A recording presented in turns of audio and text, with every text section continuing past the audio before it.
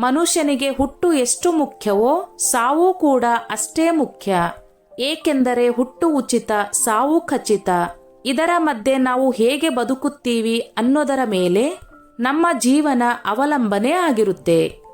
ಮನುಷ್ಯ ಯಾವ ವಾರ ಹುಟ್ಟಿದರೆ ಅವನಿಗೆ ಯಾವ ರೀತಿ ಪ್ರಯೋಜನ ಆಗುತ್ತೆ ಅನ್ನೋದನ್ನ ತಿಳಿಯೋಣ. ಭಾನುವಾರ ಈ ದಿನದಂದು ಹುಟ್ಟಿದವರು ತುಂಬಾ ಆಶಾವಾದಿಗಳಾಗಿರುತ್ತಾರೆ ಹಾಗೂ ಅವರು ಯಾವುದೇ ಕೆಲಸದಲ್ಲಿ ಗೆಲುವನ್ನು ಹೊಂದಿರುತ್ತಾರೆ.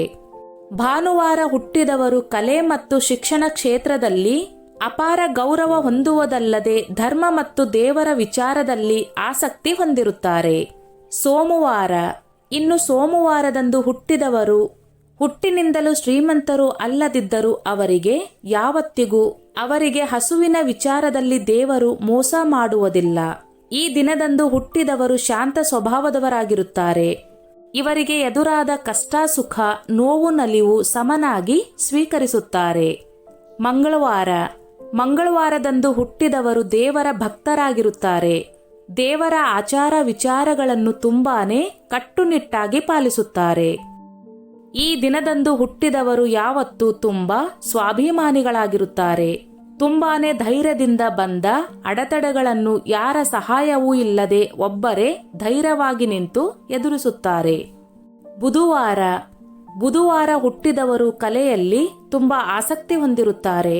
ಇವರಿಗೆ ಹಣದ ವಿಷಯದಲ್ಲಿ ಯಾವತ್ತೂ ಕೊರತೆ ಬರುವುದಿಲ್ಲ. ಸಂಪತ್ತು ಇವರನ್ನ ಅರಸಿ ಬರುತ್ತದೆ. ಈ ದಿನದಂದು ಹುಟ್ಟಿದವರು ತುಂಬಾನೇ ಹಠಮಾರಿಯಾಗಿರುತ್ತಾರೆ. ಇವರಿಗೆ ದೇವರ ಬಗ್ಗೆ ಅಪಾರ ಗೌರವ ಮತ್ತು ಭಯ ಇರುತ್ತದೆ. ಗುರುವಾರ ಹುಟ್ಟಿದವರು ತುಂಬಾನೇ ಸರಳ ಜೀವಿಗಳಾಗಿರುತ್ತಾರೆ.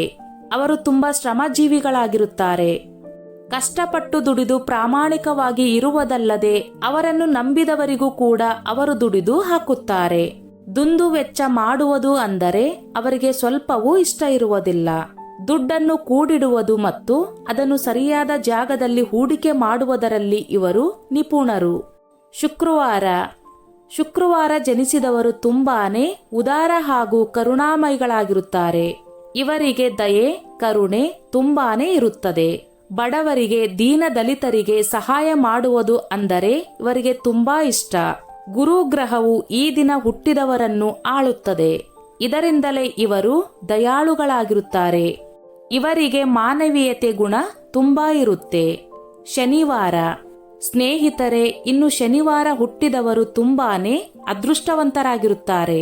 ಸಂಪತ್ತಿನ ವಿಷಯದಲ್ಲಿ ಇವರು ತುಂಬಾನೇ ಭಾಗ್ಯಶಾಲಿಗಳಾಗಿರುತ್ತಾರೆ. ಕಷ್ಟಪಟ್ಟು ದುಡಿಯುವುದು ಮತ್ತು ಜೀವನದಲ್ಲಿ ಏನಾದರೂ ಸಾಧಿಸಿ ತೋರಿಸುವುದು ಅಂದರೆ ಇವರಿಗೆ ತುಂಬಾ ಇಷ್ಟ. ಈ ದಿನದಂದು ಹುಟ್ಟಿದವರು ಇಡೀ ಜಗತ್ತನ್ನು ಆಳುವ ಶಕ್ತಿ ಹೊಂದಿರುತ್ತಾರೆ. ಸ್ನೇಹಿತರೆ, ಈ ನನ್ನ ಮಾಹಿತಿ ನಿಮಗೆ ಇಷ್ಟವಾಗಿದ್ದಲ್ಲಿ ದಯವಿಟ್ಟು ಶೇರ್ ಮಾಡಿ, ಲೈಕ್ ಮಾಡಿ ಮತ್ತು ಸಬ್ಸ್ಕ್ರೈಬ್ ಮಾಡಿ.